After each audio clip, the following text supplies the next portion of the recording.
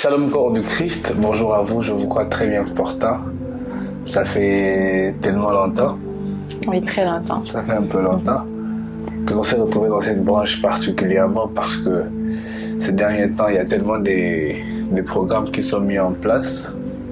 D'ailleurs, ce sont des programmes que nous vous invitons aussi à suivre abondamment. Ne manquez pas à suivre le cantique du jour.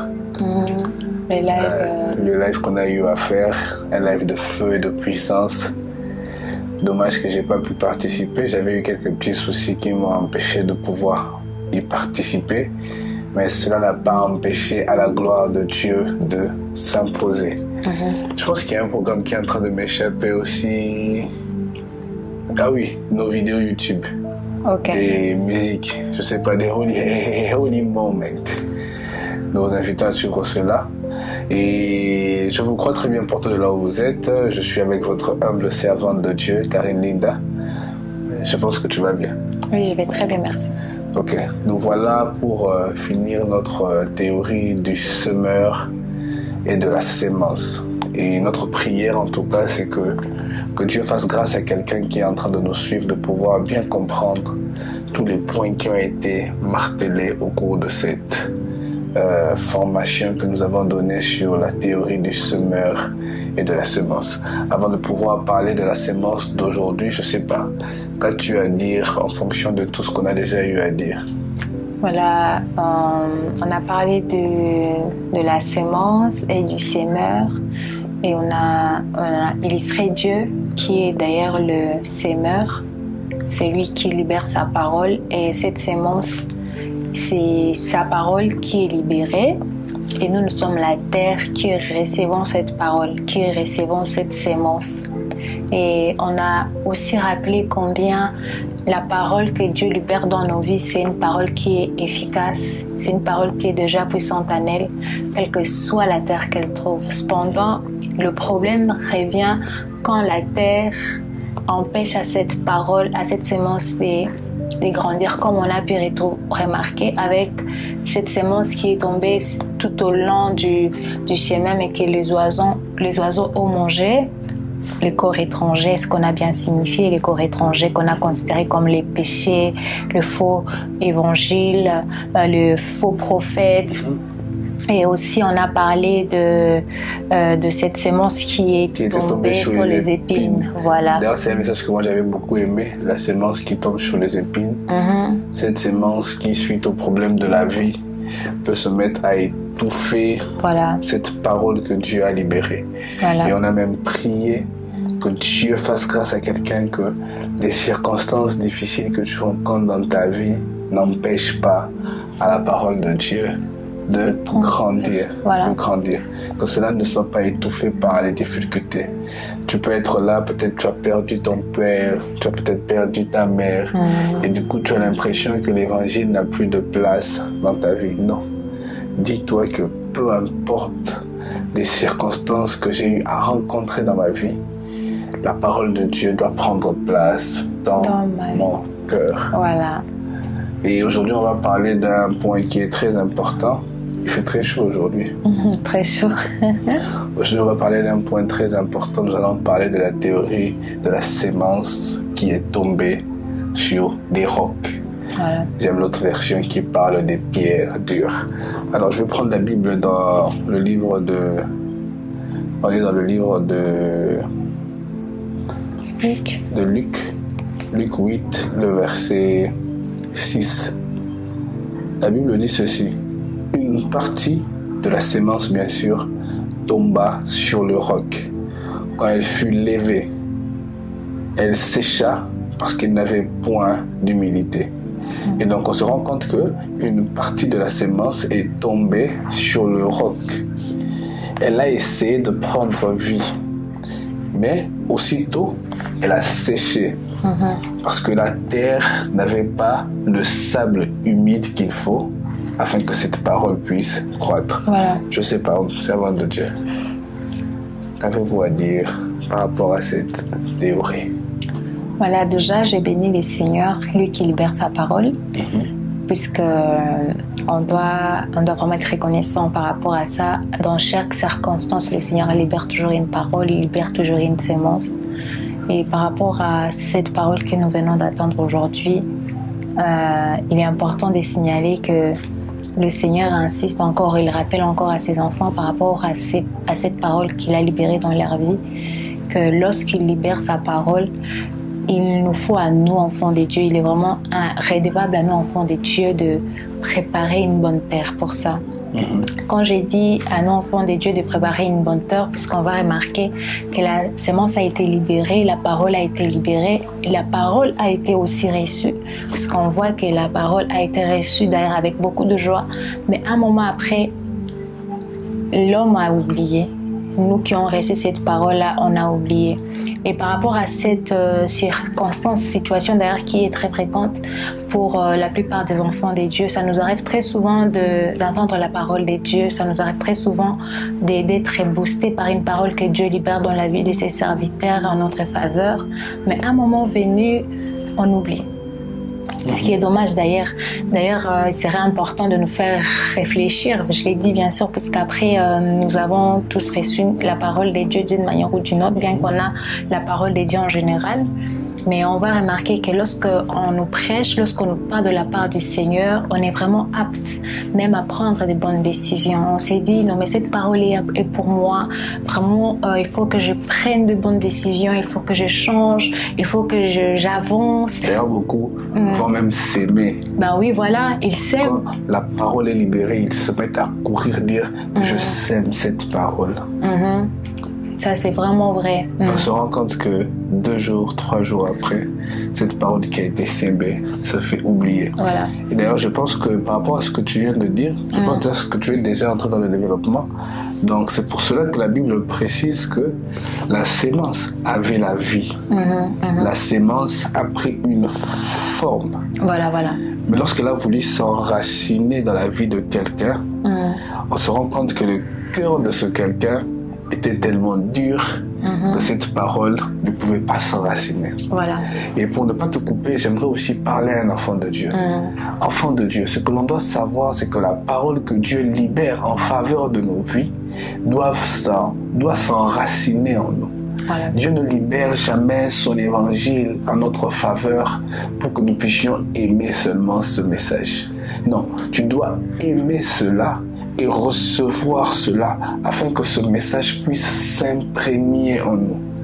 Si la parole prêchée ne s'imprègne pas en nous, ne s'incarne pas en nous, automatiquement cette sémence perd même sa vie. Voilà.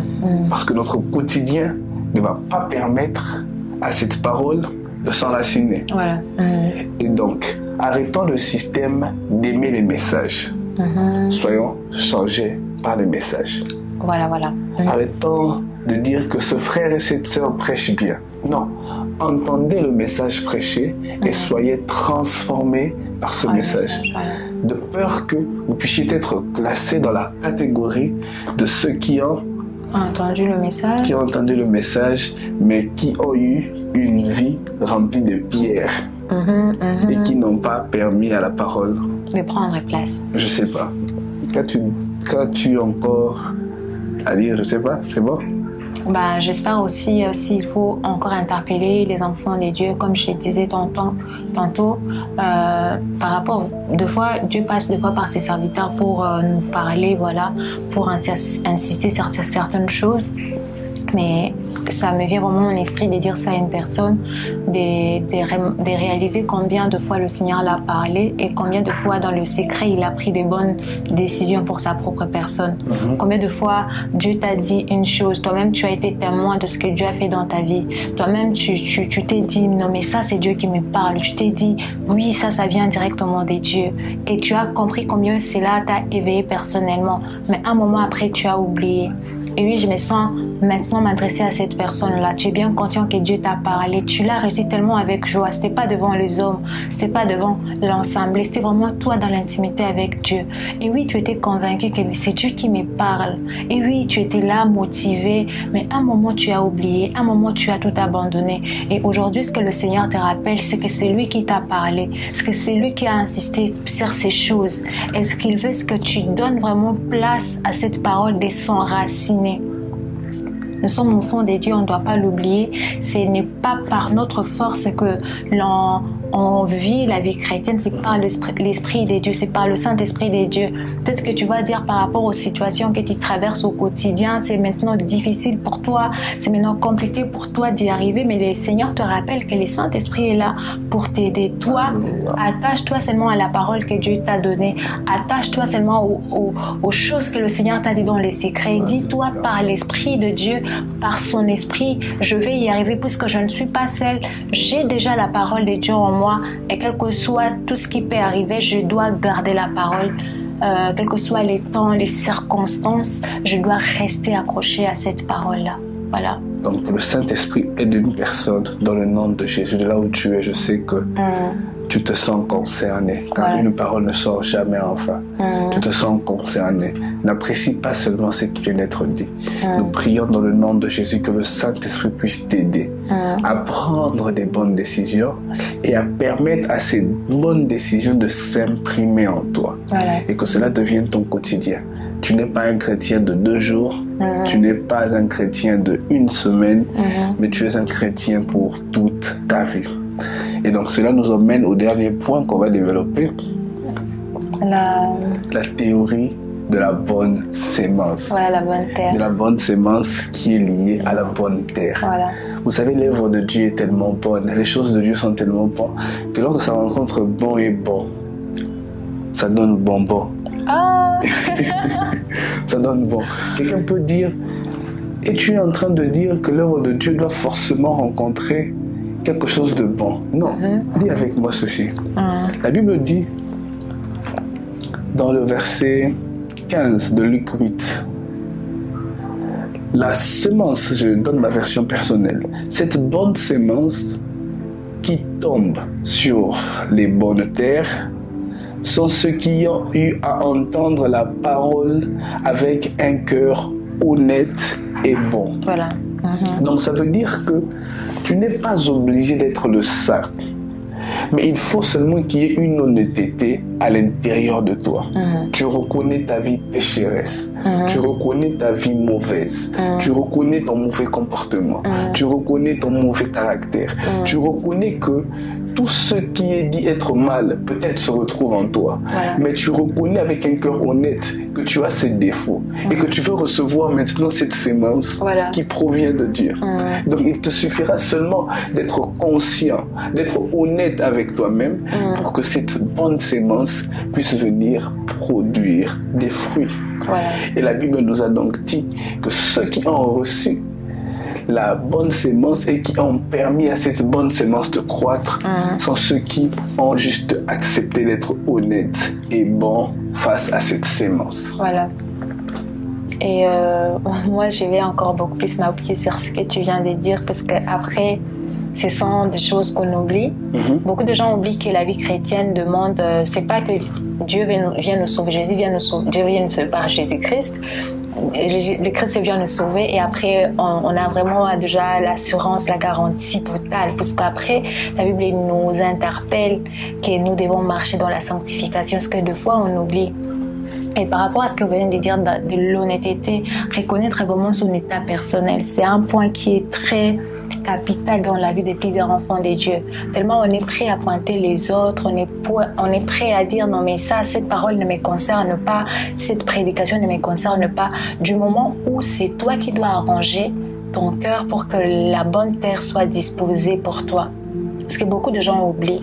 Plus on libère la parole de Dieu, on va voir qu'il y a des personnes qui choisissent même le message qu'ils doivent entendre. Comme quoi, moi, le message de sanctification, j'en ai marre. Et pourtant, le Seigneur interpelle toujours ces messages pour que la terre là qui reçoit la parole du Seigneur soit toujours une terre prête, au fait, une bonne terre pour toi, de sorte à ce que lorsque le Seigneur va toujours libérer sa parole, que cela touche ton cœur, que cela change ton cœur, et à force de mettre à côté certaines bonnes œuvres que le Seigneur te demande de fois de faire, tu t'égares au fait de la vérité.